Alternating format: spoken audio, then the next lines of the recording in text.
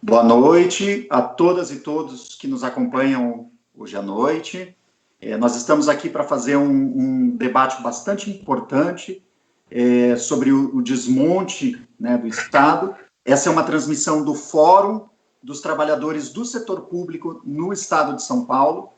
Nós estamos aqui hoje com convidados ilustres aí que vão nos ajudar aí nesse debate. Estamos com a Sâmia Bonfim, deputada federal aí pelo PSOL, vai estar participando aí desse debate conosco. E estamos também com o Cacau Pereira, né, que ele é desculpa aqui, advogado especialista no setor público, né? Então, a gente vai fazer essa discussão aqui hoje. Nós vamos falar um pouquinho sobre o Fórum do Setor Público, antes de passar a palavra aí para os nossos convidados, e a gente também pede aí para o pessoal que já está acompanhando a gente, que vá compartilhando essa transmissão, para a gente poder fazer chegar esse debate ao maior número possível de pessoas. Então, a gente está transmitindo, tem inclusive alguns outros canais, outras páginas que estão transmitindo aí simultaneamente conosco, aí, além da página do Fórum do Setor Público. Mas a gente pede aí que compartilhem essa transmissão e também quem não curtiu ainda a página do Fórum dos Trabalhadores do Setor Público no Estado de São Paulo, curta aí a página para ir sendo avisado das atividades que a gente vai promovendo. Nós, inclusive, esse final de semana vamos ter aí uma atividade, né, um curso voltado aí a dirigentes sindicais, né, sobre comunicação, né, um debate importantíssimo, principalmente nesse período onde a gente vê mudanças, né, no paradigma de comunicação com os trabalhadores, com as trabalhadoras. Então, a gente pede que o pessoal nos acompanhe, curta a nossa página, compartilhe essa transmissão de hoje, para a gente ampliar aí o nosso alcance. E aí, então, antes da gente iniciar o nosso debate, eu vou passar para a Bianca, ela é do ACBGE, vai falar um pouquinho sobre o fórum, né, falar um pouquinho sobre a nossa trajetória e os nossos objetivos, e inclusive a gente já deixa consignado aqui o convite para todas as entidades que estão nos acompanhando, aquelas que ainda não compõem o fórum, que venham, né, compor com a gente, fazer esse trabalho aí, da gente ampliar os nossos esforços, a partir da unificação, inclusive das lutas das diversas categorias que compõem aí o fórum. Então, vou passar aí para a Bianca, vai falar um pouquinho, e aí, na sequência, a gente já passa a palavra aí para os nossos debatedores. Olá, boa noite. Bom, então, como o Fabiano falou, meu nome é Bianca, eu estou na coordenação do ACBGE, que é o Sindicato dos Trabalhadores do BGE de São Paulo, e o Núcleo São Paulo do ACBGE compõe esse fórum, né?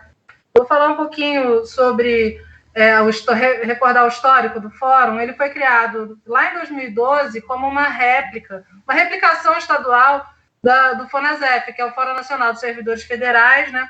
Mas ele foi tomando corpo a partir de 2014, da greve de 2014, dos servidores federais, mas a partir de 2018 a gente tem feito reuniões agora de maneira mais regulares e a gente acabou ampliando esse fórum para não ser só os representantes de servidores federais, mas também de servidores de sindicatos e associações de trabalhadores das 3 esferas, né?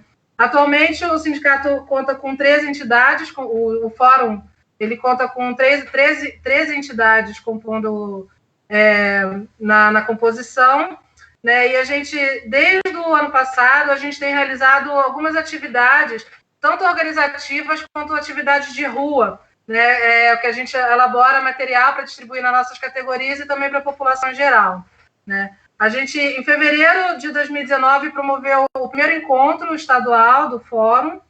Depois, em junho, fizemos um ato-debate sobre a reforma da Previdência. Em novembro, fizemos um ato-seminário sobre a reforma administrativa. E, em fevereiro desse ano, a gente fez uma plenária para a construção da greve geral de 18 de março, que estava sendo chamada pelas centrais sindicais, mas aí veio a pandemia, então esse plano está, por enquanto, suspenso, né? Em relação às atividades de rua, a gente elaborou 3 materiais, isso desde 2018. Periodicamente, a gente elaborava um jornalzinho, uma linguagem, né, de acesso, fácil acesso para todo mundo, e a gente distribuía em estações de metrô, em estações de ônibus, né, em horários de pico, para a gente conseguir, de alguma maneira, dialogar com a população, né, e trazer a importância que é da gente ter um serviço público de qualidade, né, e sem precarização. Agora, sobre a gente, aí como o Fabiano já anunciou, a gente tem feito também esse curso de formação, vai ter agora dia 6 a segunda parte, com o Emílio Genari, que é um formador político sindical, né? E eu gostaria de falar um pouquinho também como é que está a realidade do serviço público da pandemia, né? Durante esse período da pandemia. A gente está sofrendo, isso numa linha geral, né? Para todos os órgãos do setor público de todas as esferas. Estamos sofrendo muita pressão por produtividade, né? Corte no Vale Transporte, sem nenhum tipo de compensação com os gastos extras que a gente tem, gasto de luz, gasto de água, de internet, né? A gente tem vários órgãos, não são todos, não é homogêneo, mas são vários órgãos que eles simplesmente não fornecem material para trabalho remoto, então as pessoas não têm computador, tem que contratar a internet banda larga, né? Não tem móveis adequados, né? Então você começa a encarar vários tipos de problemas, não tem nenhum tipo de contrapartida por parte dos órgãos, né? Especificamente, em alguns órgãos, na Justiça Estadual, a gente tem oficiais de justiça, que eles continuam indo para as ruas, mesmo aqueles que são em grupo de risco. Há pouco tempo teve a morte por Covid de um oficial de justiça, né? Agentes judiciários que não conseguem comprovar o teletrabalho, eles estão tendo vale transporte cortado, vale a alimentação cortado, vale transporte todo mundo já está, né? Terceirizados da atividade fim na Justiça Estadual e estagiários foram demitidos, milhares demitidos. Na área de assistência social, eles estão com uma grande pressão para que seja atendimento de avaliação das condições das crianças e tal, seja feito online, e sem o menor suporte metodológico para isso, né? E está tendo muita pressão para que esses atendimentos sejam feitos de maneira online, né? Agora, nessa semana, teve a notícia de que os salários dos trabalhadores do Tribunal de Justiça de São Paulo, de contas do Estado e do Ministério Público, estão congelados, inclusive promoções também de carreira, até 2021. Na educação estadual, a gente tem os professores eventuais, estão completamente sem salário, porque o professor eventual é aquele que ele só é chamado quando algum professor titular falta. Então, agora que está no momento de pandemia, eles não estão sendo chamados, estão sem nenhum salário. Merendeiras, pessoal de limpeza, segurança terceirizada sendo demitidos, né? E isso também na educação federal, isso tanto na estadual quanto federal. Os professores, eles tendo que fazer EAD, né, o ensino à distância, sem nenhum projeto pedagógico elaborado, né, sem material adequado de trabalho. A maioria dos alunos não tem acesso à internet, então, assim, que tipo de ano letivo está sendo esse, né?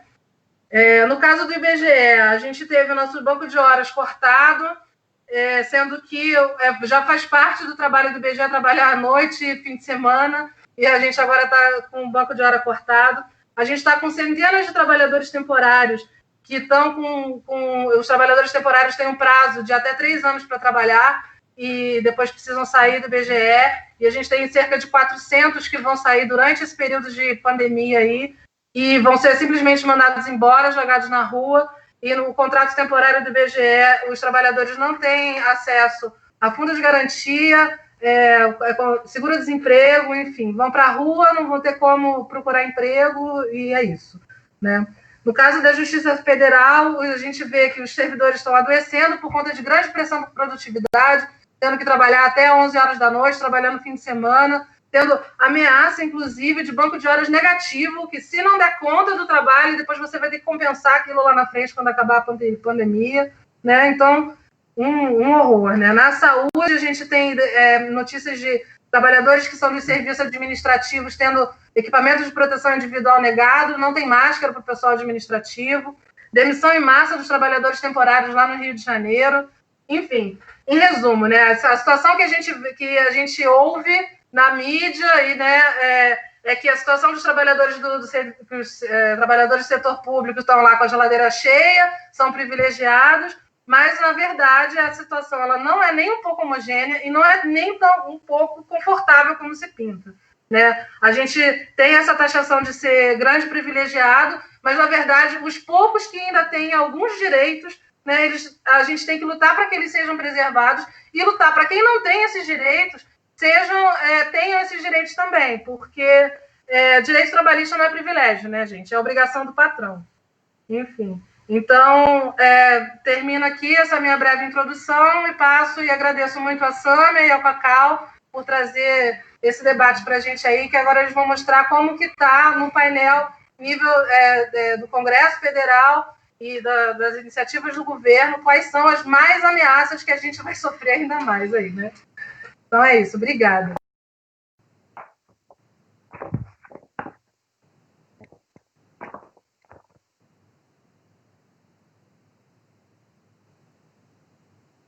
Então tá. Sâmia, com você, né, para falar aí para a gente um pouco então sobre o panorama aí de ataques em relação a esse desmonte, né, do Estado que a gente tem observado e inclusive caracterizado inclusive por toda a fala da Bianca aí, né? Vamos lá. Bom, primeiro eu quero agradecer demais ao Fórum do Serviço Público do Estado de São Paulo pelo convite, ao Fabiana, à Bianca e também ao Cacau por compartilhar esse painel, esse debate. Também quero me solidarizar com as famílias todas que perderam os seus familiares e amigos vítimas do coronavírus, né? São cerca de 33 mil pessoas que já faleceram por Covid-19 no Brasil, cerca de 500 mil pessoas contaminadas, completamente à míngua, boa parte delas porque não tem os cuidados nos serviços de saúde, mas também estão material e economicamente abandonados pelo Estado, né? A gente fala muito da realidade da população mais pobre que segue na fila do auxílio emergencial, a gente fala dos trabalhadores do terceiro setor, né? Enfim, daqueles que são empregados por pequenas empresas e comércios que estão abandonados, mas a gente também fala das servidoras e dos servidores públicos que erroneamente são vistos como privilegiados na sociedade, mas como a Bianca muito bem apresentou, tem sofrido muito os impactos econômicos e as escolhas do governo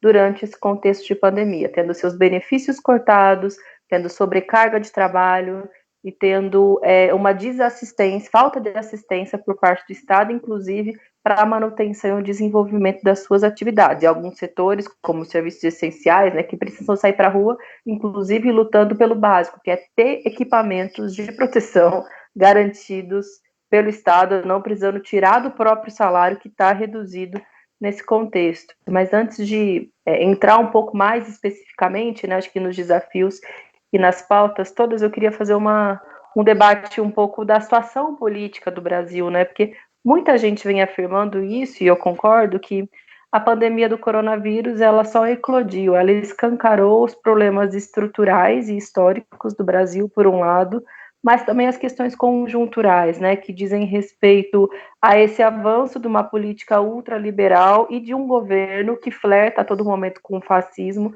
e com o autoritarismo. Isso se insere num contexto global, né, do momento que o capitalismo a nível internacional se apresenta. Ou seja, a gente vive numa crise estrutural do capitalismo, que teve que eclodiu desde 2009, 2010 e que ainda não se recuperou. E que para avançar, ou para manter o seu patamar de acumulação, ou seja, de lucratividade ótima, ele precisa se expandir pelos diferentes continentes, devastar completamente, por exemplo, no continente europeu, né, onde há direitos sociais mais consolidados, havia pelo menos, destroçá-los completamente, e nos países periféricos, como o Brasil, é avançar ainda mais num processo de desmonte daquilo que nem sequer havia sido totalmente democratizado por conjunto da população brasileira. Então, se a gente é regido pela Constituição de 88, que foi feito muito num caldo, inclusive bebendo desse espírito da social-democracia da Europa, de que no Brasil seria possível garantir direitos sociais e um Estado forte o suficiente, né, para prover e atender a população brasileira, fato é que justamente pelo lugar em que o país ocupa na geopolítica internacional e a forma como a elite, a burguesia, explora a mão de obra no Brasil e sempre tentou desmontar o Estado brasileiro para sugá-lo o máximo possível para a manutenção dos seus lucros, dos seus privilégios, agora, em tempos de bolsonarismo, isso se aprofunda ainda mais. E com o elemento do autoritarismo que ele tem a ver, na verdade, acho que com uma dinâmica internacional, né, também, porque não é o único governo autoritário neofascista, se a gente pode considerar assim, ou fascismo no século XXI, não é o único que se apresenta assim dos diferentes países do mundo, mas tem a ver com o fato de que é necessário para esses governos tentar canalizar e capturar um sentimento legítimo de indignação e descontentamento, justamente com essa lógica de exploração tão desenfreada, para, através da via da violência, fazer a contenção, né, a contenção dessa revolta. E o que a gente vê acontecendo no Brasil hoje, ou mesmo nos Estados Unidos, também é reflexo disso, né? E aí no Brasil também tem a ver com uma questão estrutural, que também é característica dos Estados Unidos, que tem a ver com a forma como o racismo, né, se constitui enquanto Estado. Então a gente está discutindo muito, por exemplo, as manifestações de domingo, né, que estão gerando uma baita polêmica entre as pessoas que se organizam, que militam, que se preocupam com o futuro do país, principalmente com os aspectos da manutenção das liberdades democráticas e com os perigos autoritários. No dia da pandemia não tiveram direito a fazer isolamento. E também aliado, claro, com uma insatisfação histórica e estrutural de um Estado racista, que mata os jovens negros nas periferias, que é quem materialmente mais sofre com os efeitos da crise e também com os efeitos dessa própria política autoritária, né, que, imagina, é um desespero pensando se ataca, atendido nas suas necessidades, da assistência, se apresenta através do porrete do Estado, né. Então, essa desmonte ou esse despreparo dos serviços públicos tem como principal atingidos o conjunto da população mais pobre, dentre esses mais pobres, inclusive, estão boa parte dos servidores que, ao contrário do que o governo diz e que os últimos governos de plantão dizem, não estão entre os setores privilegiados. Bianca colocou muito bem. Existe muita desigualdade dentro do próprio serviço público e mesmo aqueles que já conseguem ter uma carreira mais estruturada, um salário um pouco mais digno, diz respeito a uma luta histórica das categorias, de uma capacidade de articulação, de influência no Congresso Nacional, ou mesmo de resistência, né, diante desses ataques todos que foram feitos nos últimos anos e nas últimas décadas. Mas também tem a ver, acho, ele apresentou, né, os servidores como se fossem parasitas e os seus principais inimigos. Ele nunca escondeu que ele queria acabar com o funcionalismo público. Por isso também ele apresentou a reforma administrativa, que não nos enganemos, só não foi adiante com mais força na Câmara porque surgiu o contexto da pandemia, mas porque tinham dois projetos prioritários, né? Eles diziam que inclusive tinha muito acordo por parte do Rodrigo Maia, do Centrão, de todos esses que dizem que não são, mas que tem muito acordo na agenda econômica de desmonte do Estado. Eles queriam avançar com a reforma administrativa e também com uma reforma tributária que não é a nossa, né, de taxar grandes fortunas, de fazer com que os mais pobres possam ter isenção, imposto de renda, que recaia mais menos sobre o consumo, e mais sobre propriedade, mais sobre renda, enfim, não era nossa, era mais para satisfazer os interesses de algumas empresas que têm poder de lobby no Congresso Nacional. Eles estavam com essas duas agendas prioritárias, tiveram que paralisar um pouco, e aí é muito interessante, porque vários países do mundo que também estavam com uma agenda ultraliberal, justamente para atender a essas demandas, né, do atual estágio do capitalismo, estavam com uma postura de keynesianismo de ocasião, ou seja, de fortalecimento momentâneo do Estado, de reconhecimento de que só o Estado é capaz de fazer a manutenção minimamente digna da sociedade no momento em que a maioria da economia o Estado precisa cumprir com o seu papel. Nesse contexto, a gente esperava, bom, talvez no Brasil tenha uma paralisação dessa agenda de desmonte e a gente possa ver o Estado forte, nem que seja nesses meses em que não há outra possibilidade. Mas isso não aconteceu de maneira nenhuma no Brasil. E aí a gente está falando muito das consequências para a população mais pobre, mas isso tem uma consequência generalizada, inclusive para a própria demanda do lucro desses setores que são a base do bolsonarismo e que o pressionam para que não exista isolamento social. O isolamento social mal feito faz, na verdade, com que exista isolamento social mal feito por mais tempo. Se a gente tivesse tido um processo de testagem e de isolamento social real, a atividade econômica voltaria com mais facilidade, voltaria mais rápido. Agora a gente está sem previsão, justamente porque foi essa coisa meia boca, essa coisa pela metade. E também não teve, de fato, uma política de Estado, ou seja, auxílio emergencial, queriam que fosse R$200, propusemos que fosse no mínimo um salário mínimo, conseguimos que fosse R$600, mas agora o Paulo Guedes já anunciou R$200 somente de auxílio emergencial para o período de pós-pandemia. Por isso, essa é uma luta muito importante, essa é uma luta de todos nós, porque diz respeito à base da sociedade, que inclusive é quem tem acesso aos serviços públicos, né, de onde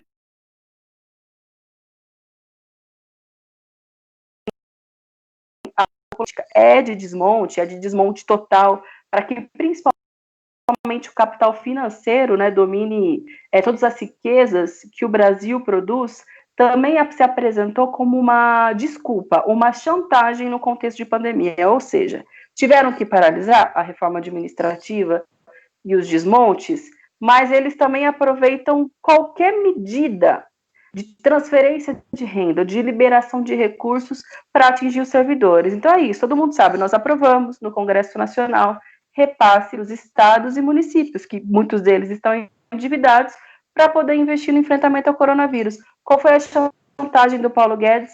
Tá bom, podemos fazer isso se tiver congelamento dos salários dos servidores até o final de 2021. E aí a gente diz, mas o que os servidores têm a ver com a pandemia? O que os servidores têm a ver com a crise? Está tão difícil assim, porque é que no primeiro dia da pandemia foram liberados 1,2 trilhão de reais para o mercado financeiro. Se a gente não corre nenhum tipo de risco de inflação, pelo contrário, a deflação hoje na sociedade, justamente porque a capacidade de consumo está reduzida no contexto da pandemia, por que não se emite moeda? Porque o Estado nacional é o que tem capacidade de investimento, mas é uma teimosia, e desculpa, mas também é uma burrice, manter a lógica de ajuste, de austeridade no momento em que o Estado é necessário, inclusive para a manutenção dos lucros dos capitalistas, gente, porque as empresas estão quebrando justamente porque também não teve o braço do Estado que seria fundamental para a política de crédito, para a manutenção de salários, e a gente agora votou essa MP, que foi até constrangedor, que teve um relatório um pouquinho melhor, mas é a MP do desemprego, né? Porque, em última instância, não garante que os empregos possam não ser perdidos, mas que também garante que vai ter uma redução na jornada, mas principalmente no salário dos trabalhadores todos no Brasil, porque os patrões já estavam fazendo essa política e demorou muito para que o governo tivesse alguma iniciativa. Mas para os servidores também a chantagem continua, né? Porque daí a nível estadual e a nível municipal, e aí a Bianca já entrou em detalhes muito melhor do que eu, mas tem esses ataques específicos. Aqui no estado de São Paulo, o senhor João Dória cortando parcela do 13º, férias, vale transporte, vale refeição, como se as pessoas não comessem porque elas não estão saindo de casa, porque elas estão dentro da casa delas. Então, acho que o nosso resposta não é um desafio fácil, porque até lá muita coisa ainda mais dramática para a população brasileira pode se apresentar. Veja, a gente está no meio de uma crise política, de uma crise institucional, em que muitos setores, felizmente, né, se articulam e debatem a queda, a saída propriamente do Bolsonaro. A gente está num contexto de pandemia, que as pessoas estão morrendo, uma quebradeira generalizada, né, dos serviços, do setor de comércio, das empresas, os serviços públicos, no momento em que a população mais percebe a sua necessidade e que valoriza os servidores pelo papel que eles cumprem, também estão sendo atingidos e atacados no momento em que eles mais deveriam ser valorizados. Então, qual que é o nosso desafio no pós-pandemia? É conseguir mostrar para a população, e isso é um trabalho que a gente já vem fazendo desde o início, de que a situação está tão dramática no Brasil justamente pela política do desmonte do Estado, e que para solucionar esses problemas estruturais, mas também conjunturais, né, ou seja, que dizem respeito à política ultraliberal do Bolsonaro, é necessário virar completamente a chave, ou seja, a política de não investimento nas áreas sociais foi o que levou o SUS a estar numa situação tão dramática para não conseguir atender a população brasileira, o que leva o SUS a estar colapsado, a assistência social não ter dinheiro para atender a população mais carente. Aliás, não ter dinheiro não, o dinheiro não chega à assistência social, porque dinheiro por parte do Estado brasileiro tem, só que não há prioridade no investimento. Então, é não deixar que esse sentimento de desilusão e de desesperança, que é muito legítimo, e se expressa na sociedade brasileira, porque a situação é realmente muito dramática, que não seja utilizada para aumentar uma lógica conservadora, uma lógica anti-Estado, anti-serviços públicos e, consequentemente, anti-servidores, mas é justo o contrário. Estamos nessa situação porque os governantes de plantão fizeram com que a gente chegasse nessa situação, porque a agenda ultraliberal faz com que aqueles que estão no andar de cima tenham uma situação muito confortável, aumentem a sua lucratividade, os bancos que lucraram recorde em 2019, quem duvida que vão seguir lucrando muito no contexto de pós-pandemia, em que a população toda praticamente vai precisar aumentar empréstimo, vai ter a dívida no banco, enfim, ou seja, as taxas de juros para a população através de uma articulação ampla, capacidade de unidade de ação, que o Bolsonaro e o bolsonarismo hoje no país significa justamente o fim do Estado brasileiro e a coerção, né, a coação da população brasileira para que ela não tenha capacidade de se indignar e de se organizar diante das consequências desse desmonte. Mas, enfim, acho que a gente também tem capacidade e condição, não digo de ser otimista e poliana de uma maneira abstrata, mas de, no concreto, a partir do que a população está sentindo, apresentar e saídas, sejam dessas pautas imediatas, mas também de um projeto de país que seja democrático, mas também que tenha direitos para a população brasileira e respeite os trabalhadores do Estado, né, aqueles que atendem a população, que são as servidoras e os servidores. Perdão passar uns 2 minutinhos do tempo, e agora eu devolvo, acho que para o Fabiano, para a Bianca, não sei. Muito obrigada. Imagina, Sâmia.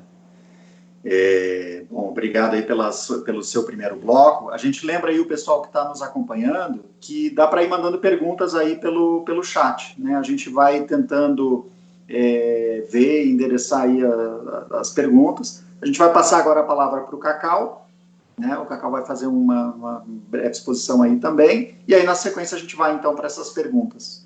Com você a palavra aí, Cacau. Cacau, você está com o microfone desligado. Se você só liga ali ele, por favor.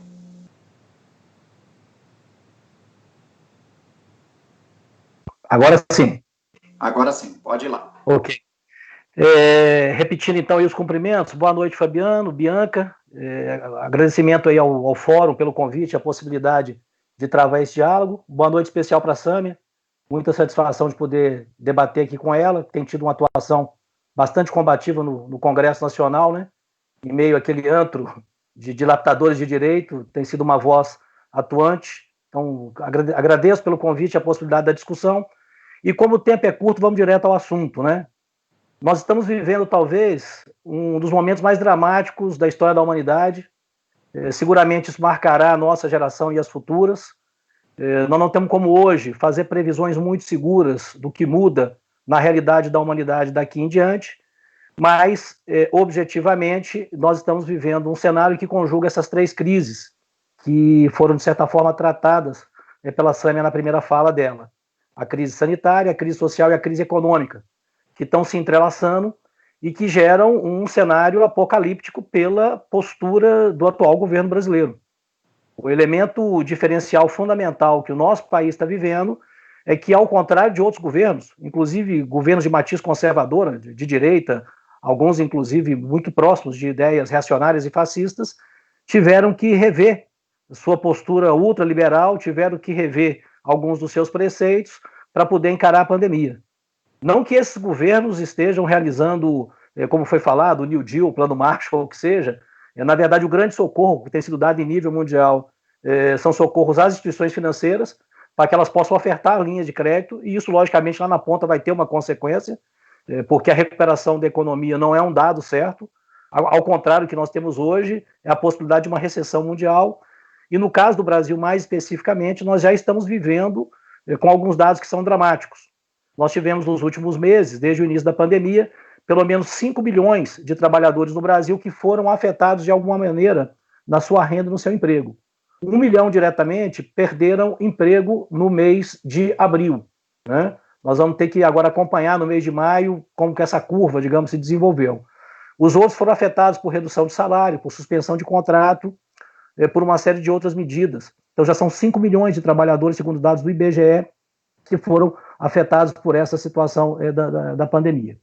E o que nós estamos assistindo é um governo que tem tido uma postura abertamente genocida, né? Uma insensibilidade social completa e um tratamento a uma crise dessa proporção absolutamente errática, mas que vai, aos poucos, confirmando que, do ponto de vista do governo, e acho que a declaração da Cláudia Costin, né, quando ela fala que possivelmente muitas pessoas mais velhas vão morrer e que isso pode, inclusive, ser benéfico para a Previdência, né, porque pode diminuir o gasto da Previdência, acho que é um pouco a síntese do governo. Para além dos palavrões, né, do que tudo aquilo que nós vimos naquela reunião ministerial, na qual ficou ali bastante demonstrado, né, como esse governo vê funcionário público, trabalhador em geral, as minorias, enfim, algo bastante deprimente e preocupante. O Bolsonaro ontem vetou uma lei que destinava 8,6 bilhões de reais para o combate ao coronavírus. Essa lei ela foi resultado de uma medida provisória que o próprio Bolsonaro encaminhou, cancelando, extinguindo um fundo que era administrado pelo Banco Central, que eram receitas do IOF, e os deputados entenderam que esse dinheiro poderia ser usado para combater a pandemia.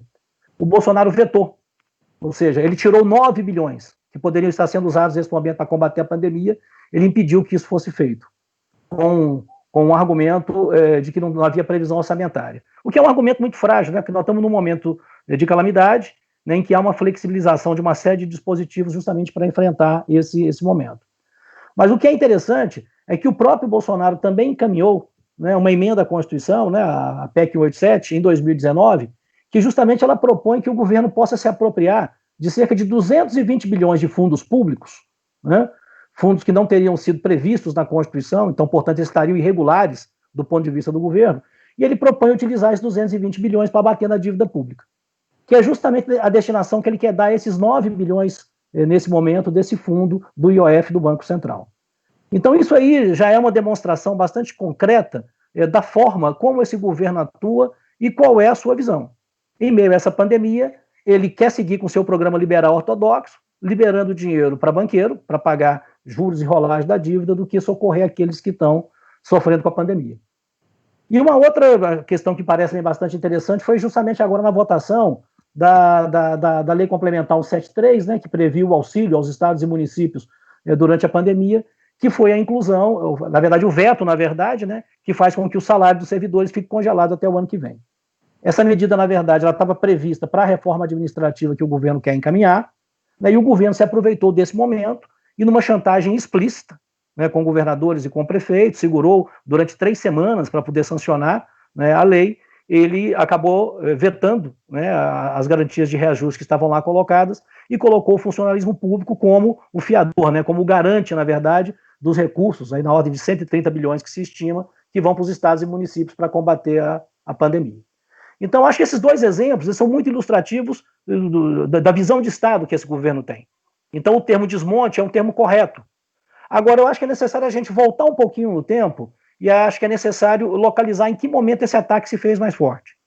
Não que ele, digamos assim, não tenha sido uma tônica, de certa forma, esteve presente, o desmantelamento do serviço público, lamentavelmente, desde a Constituição de 1988, ele esteve, de certa forma, na pauta de todos os governos.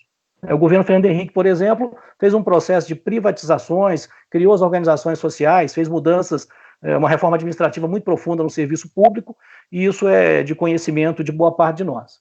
Mas mais recente, o governo Temer, né, que sobe, na verdade, através de uma ruptura institucional, né, na verdade, de um golpe perpetrado com o parlamento e o judiciário, e se utiliza do curtíssimo mandato dele para aprovar uma série de medidas que elevam o patamar, né, de ataque ao Estado brasileiro, de ataque ao serviço público, aos servidores públicos brasileiros, como poucas vezes na história. Acho que muitos de nós talvez não acreditávamos que aquele programa Ponte para o Futuro, que foi apresentado pelo Temer, né, possivelmente muitos de nós pensávamos que aquilo se tratava de um improviso, alguma coisa para poder justificar, digamos assim, né, a posse do vice-presidente. E, na verdade, o que está se demonstrando é que não era bem assim. Boa parte das premissas do programa Ponte para o Futuro são as premissas que nortearam a ação do governo do Temer e que estão sendo agora radicalizadas no governo do Bolsonaro. Né? Então, o documento Ponte para o Futuro ele já previa, digamos, boa parte desse cenário. Falava em construir uma trajetória de equilíbrio fiscal duradouro, estabelecer limite de despesa de custeio que seja inferior ao crescimento do PIB, eliminar vinculações, indexações que ingessam o orçamento, executar uma política de desenvolvimento centrada na iniciativa privada por meio de transferências de ativos, ou seja, privatizações, parceria público-privada, realizar concessões amplas em todas as áreas, é o que nós estamos vendo nos aeroportos, rodovias, uma série de áreas, enfim. Então, já estava ali, digamos, o DNA, né? Digamos assim, essa matriz privatista, entreguista, de destruição do Estado que nós estamos vivendo nesse momento. E o governo do Temer, digamos assim, ele teve sucesso e conseguiu aplicar uma série dessas medidas, né, que vão no sentido justamente dessa destruição da capacidade do Estado de ser o indutor da economia e de justamente estar a serviço daquelas pessoas mais pobres. Nós tivemos a desvinculação de receitas da União, a DRU, que aumentou para 30%. Nós tivemos a emenda 95, de congelamento dos gastos públicos, né, por 20 anos, afetando sobremaneira a situação dos servidores. Tivemos a alteração da participação da Petrobras na exploração do pré-sal, a instituição do PPI, o Programa de Parceria de Investimentos, que é um programa de privatizações. Tivemos reforma trabalhista, lei das terceirizações, dentre outras, para citar, digamos, algumas que me parecem são as mais importantes, né, iniciativas que esse governo teve. E nesse espaço curto aí, de praticamente 1 ano e meio, tudo isso foi aprovado, e o governo Bolsonaro ele vem justamente com a proposta de radicalizar essa atuação. E a emenda constitucional 103, que foi a reforma da Previdência, eu acho que, de certa forma, é o símbolo do primeiro ano do governo. Poderíamos, talvez, colocar isso aí junto com a mini-reforma trabalhista da Lei da Liberdade Econômica, né, que também afetou os trabalhadores, mas acho que a reforma da Previdência ela é simbólica dessa iniciativa do governo. E o outro aspecto que eu acho que é fundamental, que é a retomada das privatizações. Nós tivemos, durante o governo Fernando Henrique, um processo de praticamente entrega de várias áreas estratégicas da economia brasileira. Isso seguiu num ritmo menor nos governos seguintes, mas ainda assim tivemos privatizações de alguns bancos, em algumas áreas, e o Temer, e o Bolsonaro, ele tem uma lista de privatizações que vai da Casa da Moeda, passando pela CEAGESP, CEASA, CODESA, a Companhia Brasileira de Trens Urbanos, os Correios, as empresas de tecnologia de informação, como a Datapred e o Serpro, a Empresa Brasileira de Comunicações, a Eletrobras, a Transurb do Rio Grande do Sul, enfim, um amplo programa de privatizações, de entrega dessas empresas, e o discurso do Guedes, naquela reunião ministerial, evidenciou o papel de office boy dos investidores estrangeiros e nacionais do grande empresariado desse ministro, quando ele fala que o Banco do Brasil está preparadíssimo para a privatização. O Banco do Brasil é um banco que está entre os 4 maiores bancos do país, é um banco que, para além do seu papel social importante que ele cumpre, é um banco lucrativo, assim como boa parte dessas empresas que estão colocadas aqui, cumprem um papel fundamental nas suas áreas no Estado brasileiro e várias delas, inclusive, são lucrativas. Né? Aliás, nós tivemos, se a gente pegar as 5 maiores empresas estatais do país no último ano, nós tivemos um lucro que chega, depois de distribuição de dividendos, porque várias delas são empresas mistas, né? Então tem ações em bolsa, tem que remunerar seus acionistas, mas nós tivemos um lucro que chega próximo de 90 bilhões no último ano. Então não é pouco dinheiro que está se tratando aqui, mas parte do desmonte do Estado é justamente pegar essas empresas que são lucrativas e passar à iniciativa privada. No caso dos servidores públicos, né? Os servidores públicos já estão sendo alvo de uma reforma administrativa que já está em curso, né? Essa reforma administrativa ela já está em andamento e tem pelo menos 3 PECs importantes que foram encaminhadas.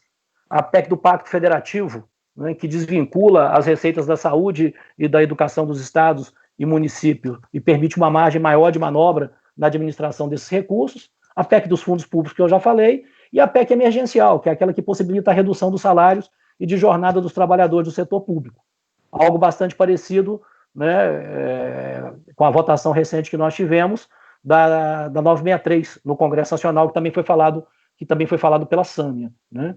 Agora, mais grave do que isso, o que está acontecendo é que o governo, embasado, né, em estudos do Banco Mundial, ele está propondo para o próximo período uma mudança drástica na configuração do Estado brasileiro e que, se vier a ocorrer, vai significar uma regressão a patamares de décadas atrás no serviço público brasileiro e na atenção básica à nossa população, e particularmente à população mais pobre. Porque o que o governo pretende é, aproveitando-se de uma situação em que cerca de 26% dos servidores eles terão condições de se aposentar até 2022, é fazer uma renovação geracional, porque vão sair, possivelmente, com essas aposentadorias, uma boa parte daqueles trabalhadores do serviço público que defenderam o serviço público, lutaram pelo direito de sindicalização, lutaram pelo direito de greve, são mais conscientes, digamos assim, e se forem substituídos, seguramente não serão substituídos por trabalhadores temperados, né, nessa defesa do serviço público. Se forem, porque nós temos a possibilidade de que simplesmente a gente venha a ter uma redução drástica do número de servidores públicos no Brasil, como nós já estamos enfrentando uma série de áreas e que levam a um caos, né, na prestação de vários serviços. Estamos enfrentando um problema gravíssimo no INSS com a redução de funcionários, que fez criar uma fila absurda de pessoas para receber benefícios. A redução do orçamento da saúde no ano de 2019 foi de cerca de 20 bilhões de reais, um valor muito expressivo, e o valor de repasse para a educação básica teve uma redução, havia um orçamento projetado de 500 bilhões e apenas 230 bilhões foram executados no ano passado. Então, quando nós estamos falando de desmonte do Estado, é disso que nós estamos dizendo. Esse dinheiro está sendo desviado fundamentalmente para outra finalidade, que é alimentar pagamento de juros, rolagem da dívida pública, que já consome de 40% a 45% do orçamento anual, né, do orçamento federal, conforme a situação ano a ano que tem que ser acompanhada. E para ir já encerrando, caminhando aqui para essa primeira parte, nós temos aí uma plateia seguramente com muitos servidores públicos, né? As propostas que estão colocadas na mesa para discussão da parte do governo, e que já foram de alguma maneira adiantadas, embora não tenha sido enviado ainda um projeto com essas propostas, elas pretendem, digamos assim, destruir o regime jurídico alcançado pelos servidores. Trata-se de acabar com a estabilidade, trata de introduzir demissão por atuação insatisfatória. Aliás, o que nós temos de projetos tratando de avaliação de desempenho e demissão no Congresso é uma coisa absurda. Eu fiz um levantamento hoje, localizei 6, né, que estão tramitando e que podem voltar a qualquer momento. Às vezes está engavetado, mas retorna, pela mão de algum deputado conservador, né? A introdução dos contratos pela CLT, formas flexíveis de ingresso, como terceirização, contratação temporária, redução do vencimento inicial dos servidores, ampliação do tempo de estágio probatório, fala-se de 7 a 10 anos, atrelamento da remuneração ao mérito, a capacitação ao desempenho, diminuição da parcela fixa dos vencimentos, incentivo à remuneração variável, decorrente dessa ideia de meritocracia, né? E o enxugamento do quadro de carreiras. Isso para falar algumas, eu não vou poder citar todas aqui pelo tempo. O que me parece que é mais grave é que, mesmo em meio à pandemia, o Bolsonaro também tem utilizado, né, essa situação para chantagear, para coagir e para atacar os servidores. E foi o que nós vimos agora com o congelamento, né, que foi estabelecido até 2022. Então isso é algo bastante grave, porque isso significa praticamente acabar com o arremedo de Estado Social que a Constituição de 88 começou a desenhar, né? Os poucos avanços que nós conseguimos e que têm a sua importância, eles estão na alça de mira, e essa é a luta que se coloca. mais do que uma luta dos servidores públicos, essa é uma luta de toda a população. Porque quem depende do serviço público é a população mais pobre. Então é a população que sente o corte na saúde, é a população que sente o corte na educação básica. É isso que nós estamos vendo hoje, e isso vai exigir muita organização, muita disposição para que a gente possa voltar às lutas e às mobilizações e evitar que esse projeto de desmonte ele se concretize, né, e acabe com conquistas tão importantes para a população e para os servidores em particular. Fico por aqui por enquanto, vamos ver aí as perguntas para que a gente possa dialogar com o pessoal. Perfeito, Cacau. Muito obrigado aí pelas considerações aí importantes. Eu vou proceder, então, aqui à leitura de alguns comentários que a gente pegou ali.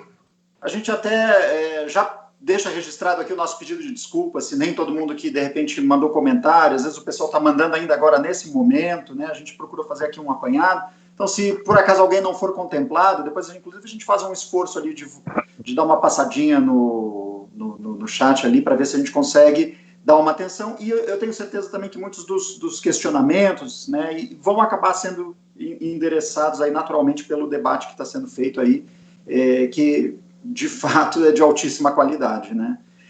Vou ler aqui alguns comentários. O Henrique Salles Costa, ele comenta o seguinte: reformas administrativas e tributária, arriscadíssimo, fora a agenda liberal. O Nelson Novaes Rodrigues, ele comenta taxar os lucros e as fortunas para financiar e fortalecer o SUS, pauta muito importante. A Silvia Morello, ela comenta o seguinte: exatamente, Sâmia, dinheiro para os bancos não faltou, é um governo que não se importa com as vidas dos trabalhadores. A Fernanda Vilas fala o seguinte: Sâmia, muito contundente e clara, orgulho de ter uma mulher parlamentar que nos representa tão bem. O Nelson Novaes Rodrigues, ele também faz os seguintes comentários: revogar a emenda constitucional 95 em defesa do SUS, acho que é um marco muito importante mesmo, essa questão, né, da emenda constitucional 95, e a revogação dela é uma pauta importantíssima.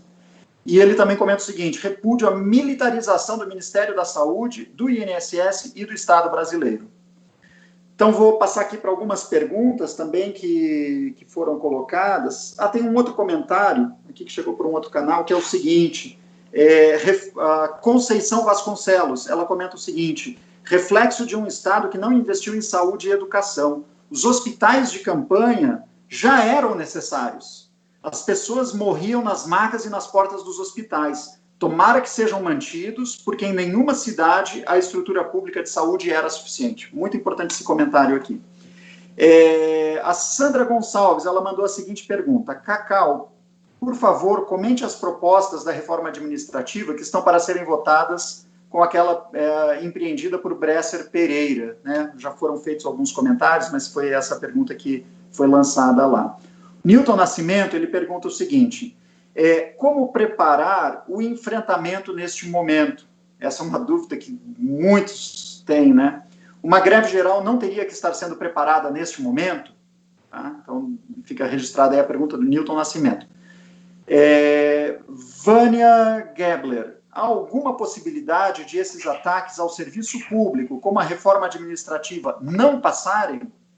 Rodrigo Maia tem falado em uma reforma muito mais abrangente no cenário pós-pandemia.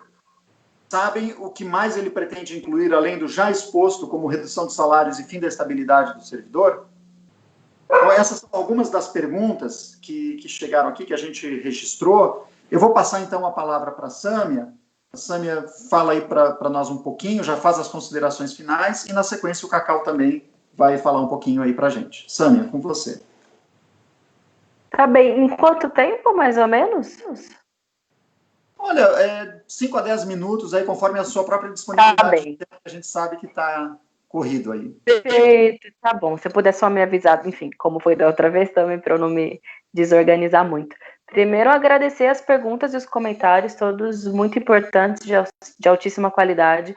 E também cumprimentar o Cacau também pela intervenção, que foi excelente e deu um panorama muito importante do cenário brasileiro e da política em curso, né, de desmonte do Estado, que atinge muitos serviços públicos, o conjunto da população e também os servidores.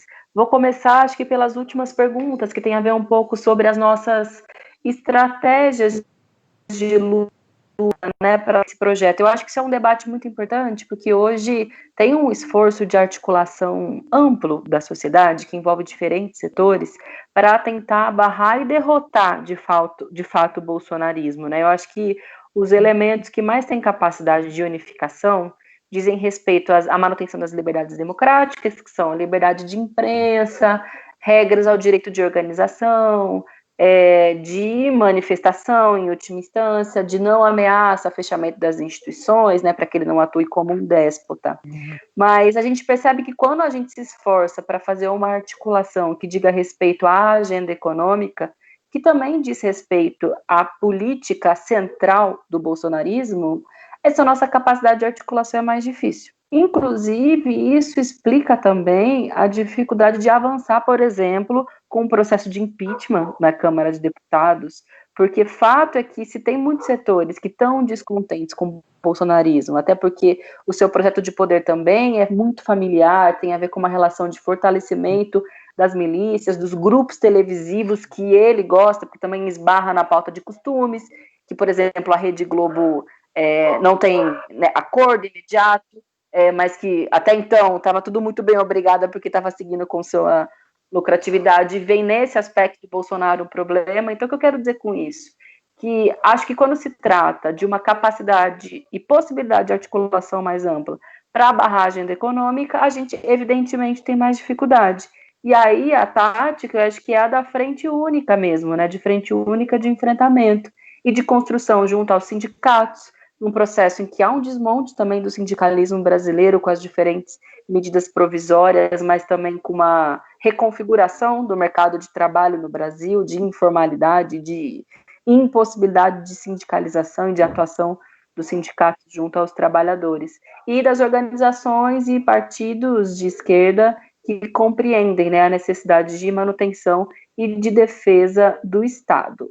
É uma tarefa fácil? Não, não é uma tarefa fácil. Na verdade, a gente está num momento muito difícil, muito dramático da nossa história, porque justamente pela força que uma política fascista e de desmonte do Estado brasileiro consegue ter ainda com um setor da sociedade que também é vítima dessa própria política, né? Aliás, isso é característica, né, de um modelo autoritário de governo, desse neofascismo que a gente vê sendo expresso pelo Bolsonaro, porque, queira ou não, ele também é um líder que tem o seu carisma para esse setor que confia nele ainda como a antipolítica e o antissistema, ainda que ele signifique para essa mesma população o aprofundamento de todos os problemas que justamente existem no sistema.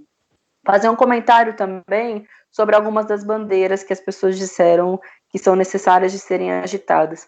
No primeiro dia, sim, não digo no primeiro dia da pandemia, né, mas quando a gente estava montando o isolamento social, ou seja, que no Congresso Nacional paralisou as atividades, que a gente votou estado de calamidade, teve uma discussão, vamos entrar com muita força na revogação da emenda constitucional 95, porque é tão óbvio, né, que justamente pelo congelamento de investimento nas áreas sociais, em especial na saúde e assistência social, que são muito importantes no contexto de pandemia, é que essa situação está caótica. E vamos também tentar avançar com a reforma tributária solidária, como alguém colocou. Taxar grandes fortunas, taxar rico, taxar o mercado financeiro, para que esse dinheiro possa ir também para as áreas sociais. Mas é impressionante, né, justamente pelo fato do Congresso também ser dominado por essa agenda ultraliberal, que isso que parecia ser tão óbvio não caminhou.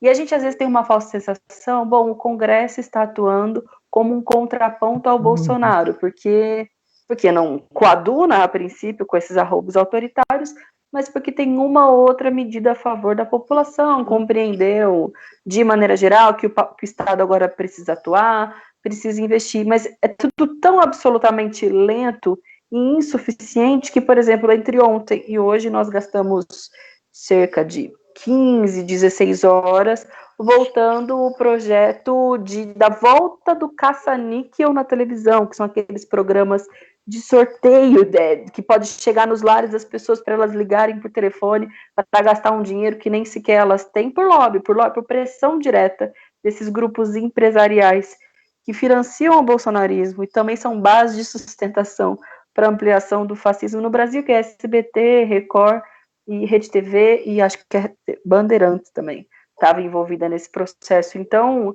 por isso que eu digo que o nosso desafio é um desafio muito complexo e é global, porque passa por barrar esse desmonte mais concreto através desses projetos, mas passa, na verdade, pela derrota do projeto bolsonarista. A gente fala muito da bandeira do Fora Bolsonaro, e ela está sendo construída de forma ampla, vários partidos, todos da oposição, um ou outro partido do centro, de centro-esquerda, se alia também a essa bandeira.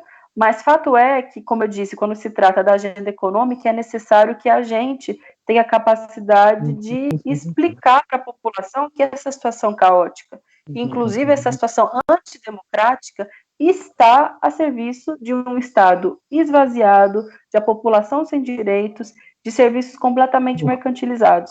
Eu comentei no início, né, um pouco da situação nos Estados Unidos, sobre o aspecto racial, mas tem outros elementos de lá que explicam muito essa situação de ebulição, né? Nos Estados Unidos não tem um sistema único de saúde como existe no Brasil. Nos Estados Unidos, o ensino superior é completamente privatizado. Nos Estados Unidos, a segregação racial, aí tem a ver com o elemento racial, desde o apartheid, ela se sustenta através da violência racista e da desigualdade de ocupação de postos, etc. Então, essa é uma realidade que a gente também pode transferir para o Brasil. E aí eu acho que o tema, né, que tem crescido no Brasil dessa luta antirracista e antifascista, né, que tem a ver com a conjuntura atual, a gente tem que ter capacidade de dialogar, de observar, porque é uma juventude muito jovem, periférica, negra, que é justamente a base da pirâmide, quem mais sente, né, com esses ataques materiais, que está apontando um pouco uma capacidade de enfrentamento e de resistência. Então, também é dialogando com esses fenômenos novos, né? Eu acho que além das nossas organizações e entidades e a frente contra esse monte de Estado, que a gente tem capacidade de crescer, de se reinventar e de enfrentar o bolsonarismo de conjunto. Eu acho que isso é uma tarefa de todos nós, justamente sabendo unificar, né, a luta democrática também com a pauta econômica. Bom, eu espero ter contribuído, na verdade, com o debate. Eu quero agradecer demais pelo convite, pela possibilidade de colocar o nosso mandato, toda a bancada do PSOL, falo inclusive como vice-líder da bancada, à disposição das demandas, das pautas dos servidores. Contem conosco, por oposição, mas principalmente para enfrentar Paulo Guedes, enfrentar Bolsonaro, enfrentar o desmonte do Estado do Brasil, enfrentar o fascismo, que é uma tarefa de última hora, imediatíssima no Brasil, e fortalecer, não deixar essa política de criminalização, né, dos servidores ser uma regra no Brasil, e nem que a pandemia seja uma desculpa para retirar ainda mais direitos e enxugar mais o Estado brasileiro. É justo o oposto. A gente espera que no pós-pandemia exista um fortalecimento do Estado, dos serviços públicos, da saúde, da ciência e dos trabalhadores do Estado que podem garantir dignidade para o restante da população, que são as servidoras e os servidores. Obrigada, Fabiano. Obrigada a todos. Nós é que agradecemos, Sâmia. Agradecemos aí por tirar esse tempo aí para conversar aqui conosco, tratar desse tema aí que é muito importante. E agradecemos imensamente a sua contribuição, foi excelente aqui, né? Contribuiu demais aí para o nosso debate. Vou passar a palavra então para o Cacau, e aí na sequência já vamos encaminhando aí para o nosso encerramento. Vai lá, Cacau.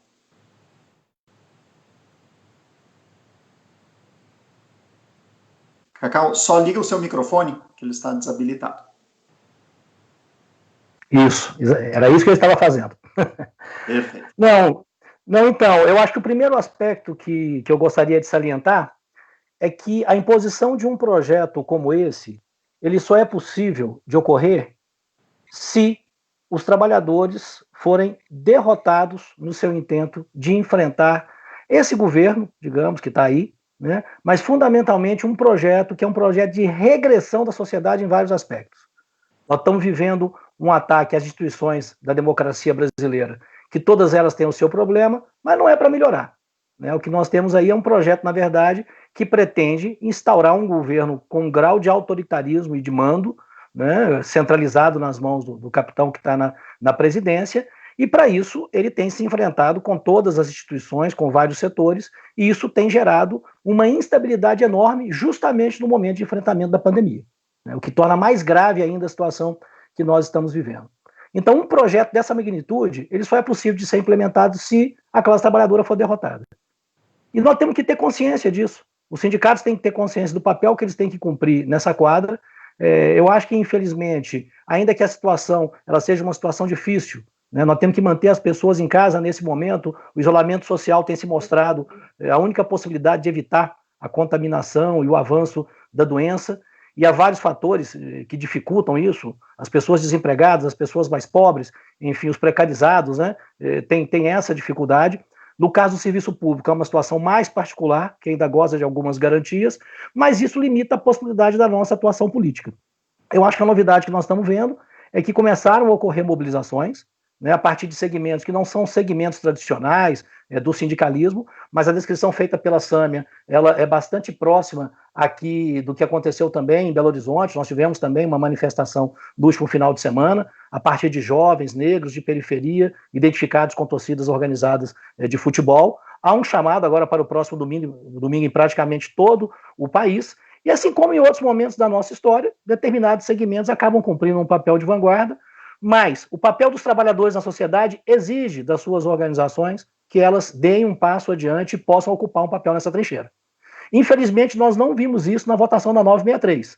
Houve um esforço de articulação da parte do relator, né, do projeto, o deputado Orlando Silva, do PCdoB, mas ao final o que se viu foi uma completa ruptura dos acordos que foram feitos, que eram acordos que já tinham contrapartidas de interesse das empresas, de interesses do governo, e as medidas que seriam de interesse dos trabalhadores foram todas derrubadas. Todas derrubadas. Desde a questão fundamental, que é a questão da renda, né, que não se garantiu um dispositivo de integralidade dos salários. Foi votada também a possibilidade de prorrogação por decreto, né, dessas medidas, quando elas estiverem valendo, porque elas vão para o Senado agora, e se aprovadas, né, elas poderão ser prorrogadas pelo governo federal.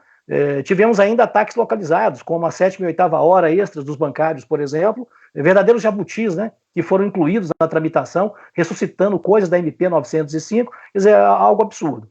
Então nós temos que cumprir aí, as bancadas parlamentares, né, elas têm que cumprir um papel ativo, importante, e denunciar isso fortemente. Não há possibilidade de negociação em torno da pauta econômica com esse governo. E me parece também que não há possibilidade de negociação com o Centrão e com o Rodrigo Maia. Essa é a lição que se tira desse processo, e nós temos que preparar os trabalhadores para isso, com as dificuldades que nós estamos enfrentando, mas preparando para voltar à ativa. Sobre a questão do funcionalismo, né, que houve algumas perguntas, e acho que é importante a gente tratar mais de alguns temas aqui, dada a plateia e as perguntas que foram feitas.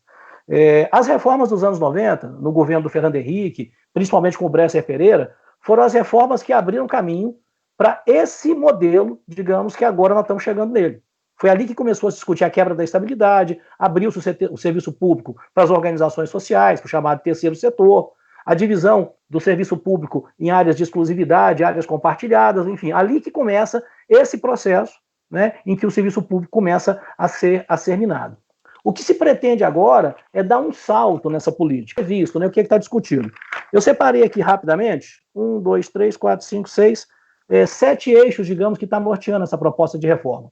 Eu não vou desenvolvê-los, vou apenas citá-los, né, porque infelizmente não dá tempo. Mas a reforma que se pretende fazer administrativa, ela começa a mexer desde o ingresso no serviço público, com a possibilidade da entrada lateral ou no meio da carreira, e a exigência, por exemplo, de determinadas especializações para alguns concursos. Ela pretende mexer nos vencimentos, estabelecendo o piso e trabalhando mais com a remuneração variável do que a remuneração fixa. Ela pretende introduzir de maneira muito forte critérios de meritocracia e de avaliação para que possa se concretizar aquilo que lá atrás o Fernando Henrique propôs, que era a quebra da estabilidade, né, por processos administrativos que avaliassem desempenho dos servidores. Ela trata de maneira também muito forte a proposta que eles têm de mexer na progressão e na carreira, né? Isso vem com uma desculpa de organização das carreiras, de enxugar, porque são muitas, dificulta a mobilidade do servidor, mas não nos enganemos, o objetivo disso é rebaixar a patamares mínimos, né, conquistas que os servidores têm. Nós estamos vivendo agora um laboratório disso, né, com a progressão congelada e sem efeitos para depois desse 1 ano e meio, caso não seja prorrogada, porque não é descartado que isso vire uma norma permanente, ou seja, utilizado conforme o estado de calamidade ele continue, né? Temos ainda o tema da estabilidade, né, que é, digamos assim, um elemento central que o governo quer tocar, e também a questão que envolve a jornada de trabalho. E que, nesse momento, inclusive, nós estamos tendo um experimento, em larga medida, do teletrabalho, né, do home office, do trabalho em casa, e está sendo experimentado de uma maneira muito forte nesse momento, e essas formas, digamos assim, são formas com as quais se pretende trabalhar. Então, apenas então para citar, não posso desenvolver cada um desses temas, porque são instigantes, são muitos, teríamos que ficar aqui horas e horas conversando. O centro disso é o quê? É desmontar o atual regime jurídico que nós temos. É sepultar a Constituição de 88 naquilo que ela conseguiu avançar, fruto da luta dos servidores públicos nos anos anteriores, que alcançaram, além desses direitos, o direito da sindicalização, o direito de greve, ainda que tenha ficado pendente de regulamentação na Constituição de 1988, mas tudo aquilo que significou, né, a luta democrática, a luta por direitos no Brasil, e que resultou em algumas conquistas nesse marco constitucional em 1988. Então, eu acho que é disso que se trata, entendeu? É uma luta muito grande, ela vai exigir que os trabalhadores entrem em campo. Isso não é uma luta do servidor público, isso é uma luta da população. Nós vamos ter que enfrentar aí uma máquina de mentiras e de mídia que vai se esforçar no sentido de fazer o que foi feito na reforma da Previdência, de transformar em verdade, né, mentiras que vão ser ditas o tempo todo. Uma delas que está sendo muito dita agora, por exemplo, é que o gasto com salário de servidor é o maior gasto, né, do orçamento federal. Né, e se pegarmos também estados e municípios, o que não é verdade. O Brasil gasta anualmente muito mais rolando dívida, pagando juros de dívida, do que pagando servidores. O governo federal, por exemplo, em 2018 gastou 310 bilhões com pagamento da dívida e gastou menos de 300 com pagamento dos servidores. Então os números demonstram isso.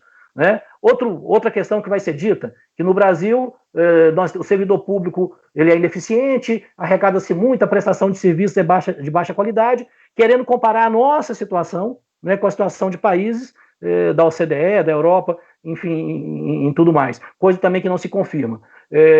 Enfim, a situação do Estado brasileiro, vamos dizer que está numa situação falida, quando nós temos recursos e temos fundos suficientes que podem ser utilizados, só que eles estão aí para garantir outras coisas, tá? Para garantir, por exemplo, liquidez no mercado financeiro. Para isso há um colchão de liquidez perfeito e que não se utiliza. Enfim, são uma série de questões de política econômica que nós vamos ter que entrar, vamos ter que dialogar para ganhar a população para que faça essa defesa. Porque aqui se trata de evitar uma regressão, né, em um Estado ultraliberal, com direitos mínimos, coisa que é o sonho, digamos assim, de consumo dessa patota que está no governo nesse momento. Né? Bom, eu fico por aqui, agradeço a oportunidade do debate, ficamos aí à disposição para outras conversas. Um abraço especial para a Sâmia, muita sorte, muita guerra, muita luta aí, a gente pode vencer. Muito obrigado. Cacau, mais uma vez, nós é que agradecemos aí a contribuição. Esse debate que foi feito aqui hoje, ele é um debate importantíssimo e que precisa ser levado à frente.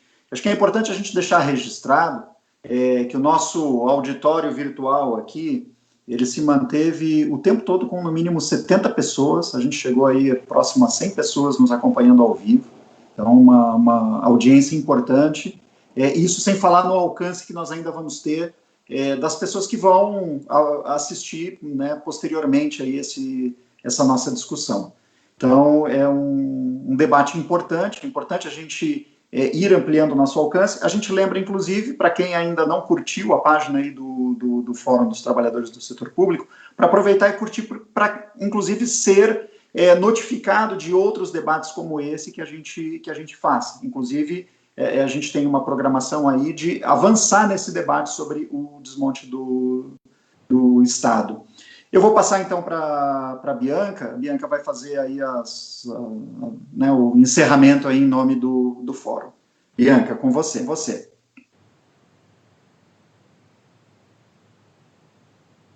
Seu microfone acho que está desligado, Bianca.